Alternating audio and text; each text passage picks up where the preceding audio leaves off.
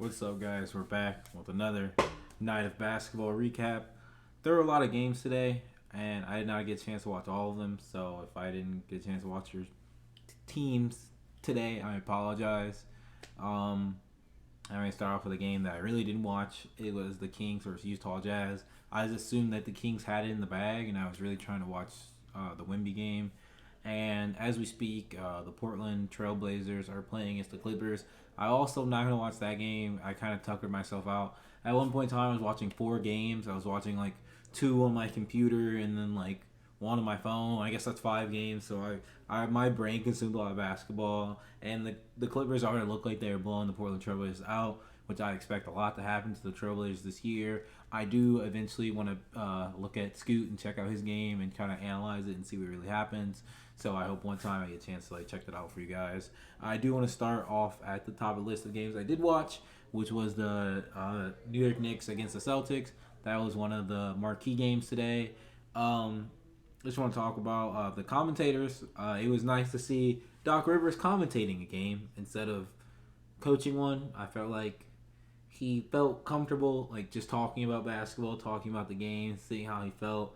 It was really nice for that. I do want to start by talking about kind of like the bad things about like the Celtics, and I'm gonna talk about JB did not play. Jalen Brown did not play a really good game today. He even got in like an altercation with Isaiah Hartenstein. It was kind of funny. He grabbed Hartenstein's jersey after a kind of a hard foul by Hartenstein. He wrapped him up. It was a good foul, but it was kind of hard for like today's like rules or whatever. But they did get into a little altercation. That was kind of funny. Uh, Jalen Brown did in the game. I have it here at 11, 5, and 6. And he shot 4 for 11 from the field and 0 from 4 for 3. That's not what I expect from Jalen. But when you have Jason Tatum popping off for 34, 11, and 4, I mean, what can you really say? What can you really do? JT played a really good game today. And his partner in crime today was not JB, but it was Kristaps Porzingis, who had 30 points, 8 rebounds, 4 blocks. It felt like he was all over this game. He had clutch buckets towards the end of the game. He had really phenomenal defense, got a lot of block shots. Like I said, he had 4 of them. He was just phenomenal. I just felt like he really left his mark on this game as a Celtics player. Little nerd back here. I saw this on ESPN, but he had the most points of any Celtic player debut, and that's good. So all we can do is hope and help for him that he has like good health throughout the season, because that's not really a good thing, bad thing throughout his career. But he did make his Knick return, and the Knicks are just ruthless as like fans, as an audience. Like they shouted overrated at him. I heard a fan shout, "You're washed," which made me laugh really hard because I love saying that about people and stuff. Um, Julius Randle did not play a good game. As we're talking about the Knicks here, he shot 5 for 22. The bully ball was not really doing its thing today. It was just funny seeing him play like very aggressive, very quick. I felt like he really didn't make like any like he was very quick with the ball every single time he got it. I feel like if he would have took his time a little bit more, let it settle in, he would have been able to score like more effectively. I think when he took his time during like the second half, he shot a lot better. Jalen Brunson also didn't have a good game, even though this game was very close. Even though like the Celtics closed this game out, but the game was very close, and their two stars for the Knicks did not really play well. They had to go on the back of Emmanuel Quickly and RJ Barrett. Emmanuel Quickly had 24. RJ also had 24. I mean, this was a really good game to watch overall, even though the two stars of the Knicks really didn't like show up. I think the craziest thing that I saw about this game that really kind of like threw me off a little bit is that the Knicks missed like 12 free throws, and they only lost by like 3. I feel like if they would have hit obviously 4 free throws, they would have won, but they just were just bad at the line. Julius Randle attributed it to that. The whole team attributed that, but from what I remember, Julius Randle was missing a lot of free throws. And like I said, it was still a good game. It was very exciting. I'm happy that the NBA season is back. It was nice to see Emmanuel quickly just pick up where he left off. RJ Barrett played pretty solid, even though people give him a lot of crap. I hope he continues to play as well as he did this game throughout the rest of the season. I think playing on Team Canada really helped him out a lot. Another thing I wanted to say, just going back to the Celtics very quickly, is that they don't really have a bench, and it was hard for them when JT or KP was out because Jalen Brown wasn't really playing that well. Um, there were a lot of players. Why am I drawing blank on a name right now? That really sucks. That's so dumb of me. Uh, they just got him in a trade. Why am I drawing a blank? I'm so dumb right now. Um, Drew Holiday. Duh. Stupid me. Drew Holiday played not as well as you want Drew Holiday to play. So when JT or KP was out, it was really hard for them to keep the lead up because the Celtics were up most of the game. Knicks kind of took a lead like in the third, but they were up most of the game. But usually when those two sat down, it was hard for them to continue. Um, I want to move on to the next game because there were a lot of games today. I want to make sure I cover all the things in my notes, which I keep looking over here. Um, the Wizards and Pacers, I watched until halftime, and the Pacers were down kind of a little bit in the first, but I realized that the Pacers were playing really fast and they were getting their shots up. They were playing really fast, shooting a lot of shots, getting a lot of 3 points up, and lo and behold, they break the record on a season opener for any team with 143 points. Everyone in the Pacers cooked. Most of the team was in double digits. It was strange seeing Adam Silver at the game, but like I said, the Pacers played at a very very high pace. The Wizards aren't going to be good this season. I think everyone kind of knows that. Everyone has this feeling. I just want to move on to the next game now. The Magic versus the Rockets. France and Cole Anthony both look really good. France was really good, especially in that first quarter where he had a couple threes off the dribble. He was looking very solid. He's a world champion, winning in the FIBA. So I was happy to see him come back. And Cole Anthony played really well. They each had about 20 points.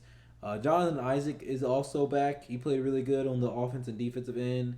And it's always nice seeing Markel Fultz when he's healthy, facilitating the ball on the Orlando Magic. I do have a bet with Sergeant Strongbeard. If you've seen the podcast at all, we have a bet about the best teams in Texas, and I have Dallas up top, followed by the Rockets, then followed by the Spurs being the worst team. He has it. The Spurs is going to be the best team, followed by the Mavs, then the Rockets at the very bottom. It's 2 bottles of alcohol for this bet, and I guess we're like 50-50 in this because the Rockets did lose pretty bad, but the Spurs also lost. But we'll get into that game later. I do want to say that the Rockets looked very green. They looked like they didn't know what they were doing. Like, especially Jalen Green and Alvin Thompson, they looked very lost on offense and defense. Very careless with the ball. Jabari Smith Jr. also looked like he didn't kind of know what he was doing out there. And that was both on defense and offense for him and Jalen Green. So maybe game 2 they can play more solidified. I did kind of like how Van Fleet played a little bit towards the third quarter before they got blown out. And I did like how Dylan Brooks played very solid, pretty hard, very soft. Not very soft. It was very aggressive. I can always appreciate good ball from Dylan. I mean, and he's on my home team, so I have to kind of support him just because that's the team I can see a lot of games of. Next, I do want to move on to the Spurs versus Mavs. Wemby was very, very exciting, I would say, but he was also like hit or miss. He got into foul trouble. He had 5 fouls throughout the game. He only played around 20 minutes. I expect that to not be as bad this next game. We'll call it first game jitters. It's just he's a very large body, and it's hard for him to like place his body. But when it was time for the offense, he was in the offense. His first bucket was a 3. I think his second bucket was even a 3. And you could see how easily he could score the ball, especially off of a missed shot. After a missed shot, he's running down towards the other end, causing mismatches, causing mayhem. And that's what you want to see from like your number one like draft pick is that he's trying to play his game, and I feel like he did that, even though he got into a lot of foul trouble. Tim Hardaway Jr. For the Dallas Mavericks played really well for them, but like he hit his head at some point in time, like during like the first half, because he had like 15 first half points. He was cooking. He was absolutely cooking. And then he like got hit in the head and couldn't score a single bucket after that. It was honestly pretty funny. But I do not hope that it continues for them, even though the Mavs do take this win in the Wemby debut. Just to talk about the Warriors. Why am I doing this to myself? I'm just dumb old man brain. It's not even midnight yet, and I can't even speak. Just to talk about the Spurs a little bit more. Keldon Johnson and Devin Vassell really kind of held the team together while Wendy was in foul trouble. But that's what you expect from those two players. They're really good.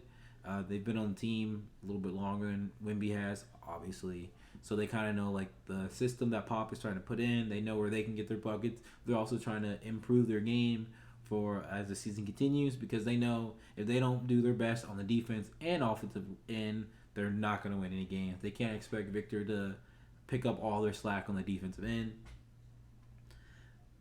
Zach Collins, it was nice to see him come back after he had two ankle surgeries in the past 3 years that really like set him back a long time. So it was nice to see the Spurs give him an opportunity. I think he played a very solid game with as a Spur. It was nice to see him back. I'm happy that he's back. I want no injuries this season. I just want to say that.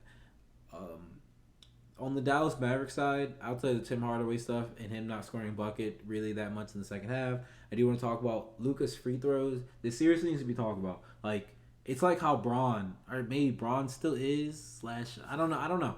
But it's like Braun. Like, Braun's really good at basketball. He can score. He can get his bucket. He can shoot threes. He can do this. He can do that. But man can't make a free throw. Luka cannot also make a free throw, and it frustrates me. I think he missed like 3 or 4 free throws this whole game. I mean, the game wasn't that. It was close, like when you were watching it, but you felt like the Dallas Mavericks was the more poised team that had a lot of open shots that they missed at the end. But like throughout the season, they're gonna make those shots. I'm talking about you, Maxi Kleba, make that fucking 3. But still, like Luka, make these free throws for me, please, just please for me. Luka did have a clutch 3-pointer though towards the end of the game that really sealed the deal. Just proving that he's that man, he's that guy. Everybody knows that about Luka. And also, I like how the coaching staff and everyone else who was watching that game knows you got to start Derek Lively. You have to at this point. He played very well for his Mavs debut. He ended up with, I don't have the stats here. I should have put down. I'm gonna say 14, 16 points, 11 rebounds. He was everywhere. He played a very solid game. I'm really happy about that. The rookie is out here doing his thing. Everyone's talking about the rookie center. Well, the rookie center played well. So I'm happy about that. I do want to go over the OKC versus Bulls game. Didn't really get a chance to watch this game this much, even though OKC is one of my favorite teams to watch this year. They're on my top of my list. I was more focused on the Magic versus Rockets, and I do regret that, but there were a lot of games today, so I will eventually watch the OKC versus Bulls. I do know that Shai Gilgeous-Alexander, my favorite player this season, did have 31 and 11 assists, so that's a dirty-ass double-double, but that's what you expect from Shai. I mean, he's just cooking from where he started last year, just getting his shot. I did see him play his game. He was playing, like I said, just a little bit here and there. It was the third game on. It was the one I had on my phone, so I was watching 2 games on this monitor, 2 games on this monitor, 1 on my phone. It was just all over the place, and you can't really focus on everything. But he did have a 31 piece, and that's kind of nice. That makes me smile. And they do take that dub over the Bulls. Going into that game, I thought those 2 teams were very equivocal. When watching to just the eye, to the NBA player's eye, that they're very equivocal. But watching that game, those 2 were not the same. Shai is leagues above. I'm not. That sounds so mean. Shai is on a different player than Zach LaVine, and he's a different player than DeMar DeRozan, and he proved it there on the court. Chet did get posterized by Andre Drummond, but he did have a decent game. As much as I seen, don't trust me. I didn't really catch that much of it. I just want to just talk about that game very briefly. Another game that I didn't really catch that much was the Pelicans versus Grizzlies. I literally did not see a second of it. Like I said, I was watching so many games. I had to do a comedy show also in between there, so it was hard for me to catch that. I did catch the last second of Detroit versus Miami. just literally the last second because Cade was cooking in the fourth quarter. What turned me off in the game was my group chat. They said something along the lines, and I quote, I'm gonna pull it up right here in my notes. Cade is low key dog shit, and that made me laugh really hard. I don't know why. I'm just very cynical. But then they followed up when as soon as the fourth quarter started and things got really cooking. They said Cade is that guy. So I tuned in because the score was like one like shot away. Like I think they won like the Miami Heat won 105-104 that game, and I really wanted to see like the Detroit Pistons like win because Cade was cooking. I want Cade to do his thing, but he ended with 30 points. That's good for him. Another game I didn't catch was the Hornets versus Hawks. I didn't even watch the highlights. I don't even have stats with you, but I do know that the Hornets won, the Hawks lost, but the Hornets have won like the last three season openers. So I hope they can continue over to their season. But it's nice to see that like LaMelo Ball is back. He's not hurt. Gordon Hayward's not hurt. He played. I checked the box score a little bit, so I just know he really played. And Terry Rozier also got his, which is nice to see because he's kind of one of those players who's forgotten about uh, just because he plays on the Hornets. This next game I'm going to go over was my favorite game of the night, and it was the Brooklyn Nets versus the Cleveland Cavaliers. I want to start on the Cavaliers side with Isaac Okoro. Isaac Okoro, you know, he was not that known for his offense. He was known for the guy who just plays a lot of defense, which he did. He played really good defense today. He was in the passing lanes, got some block shots, altered a few shots. But his offense was actually very good today. He got some lays in. He got some open threes. That's what they're going to need from him going forward. And I'm just happy that the Cavs are doing well because the Cavs are my East Coast team. I want to see them play well. But I'm not sure if this is a good or bad thing now because of the new team that they have, but they shot a lot of threes. And like some of them were egregious. Like Jordan Yang shot a lot of egregious 3-pointers. I hope that does not continue. I do not want to see Jordan Yang chuck up a whole bunch of threes. Max Strus shot a lot of threes. I think he shot like 13 of them. But that's Max Strus. He was low-key cooking. He's one of the reasons that they won this game, but just barely. Cavs did also like an ultra small lineup of like it was like Evan Mobley, Isaac Okoro. They had Donovan Mitchell, Max Strus, and Darius Garland all out there.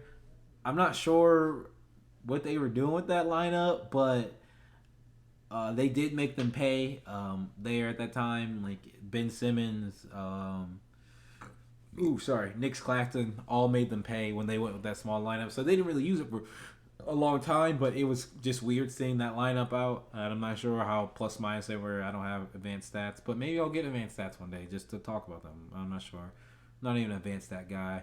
Jared Allen was also out for the Cleveland Cavaliers. Hope he comes back healthy, ready to play. But I'm also not sure if those two are a good like. Can you still play in this league? What is on my shirt? That was pissing me off. I'm sorry about that. I was looking in the camera. Is it safe to still play like those two, like Jared Allen, Evan Mobley, like together? Because Evan Mobley, to me, still looked very green out there, and that's not good. He's like a second or third year player. You want him to play a lot better than what he put up today. But still, you know, they got the win. Donovan Mitchell hit a very clutch three towards the end. He hit a very clutch three to seal the game, but it wasn't a buzzer beater, but it kind of was a buzzer beater, kind of sealed it away. But the Brooklyn Nets did play really well. It looks like they're going to be a really fun team. Ben Simmons was running up and down the court. He didn't really do that much on offense, but I don't really expect him to at this point in his career. He did facilitate, get rebounds, get assists, push the floor, get the break, get a lot of people's easy basket with his screen setting, which I do appreciate. It was nice to see Dennis Smith Jr. out there for the Brooklyn Nets. He hit some open threes. He played really hard. Mikal Bridges didn't really have an overall good game, which is surprising because he's like their leading scorer or their best player if we're talking about last year's statistics. But it was Cam Thomas who outplayed everybody. He went off for 36, 3, and 2. He had a phenomenal game. He was cooking from all cylinders, and it was nice to see Cam Thomas play like that. I think maybe on JJ Redick's podcast I heard it. Someone say like maybe it was Mikhail that even said that. That was like, yo, like I got to Brooklyn, like Cam Thomas is that guy. Think he said he scored. Yeah, it was Mikhail. Cause no, I'm sorry, it was Cam Johnson was talking about Cam Thomas. Okay, so Cam Johnson was saying like I guarded Cam Thomas. When he was when the Phoenix played against Brooklyn, he had maybe like 25. He was thinking that it was all fluke, it was all luck. And then when he gets to playing with Brooklyn, he was like, oh no, Cam Thomas is actually him. He's making these shots. This is his game. This is the way he plays. He practices this, and it showed off today. Like I said, he had 36 points, the 3 rebounds, 2 assists. Very solid. I hope that plays continue for him. I like seeing people succeed that didn't really have their shine and their chance. Um, wow, I got through all these notes, guys. I'm really proud of myself. This has been my NBA daily wrap. I want to do more of these. Hope you guys enjoy these. If you do, leave a like, subscribe, do all this stuff. We have the podcast over the weekend. We'll talk about more extended NBA stuff. I do want to do this more often. I'm going to try to do this every day, forever, until I don't want to do this anymore, which is never, because I always like talking about hoops. I hope you guys enjoy this, and I hope you guys enjoy further content. Thanks again for watching.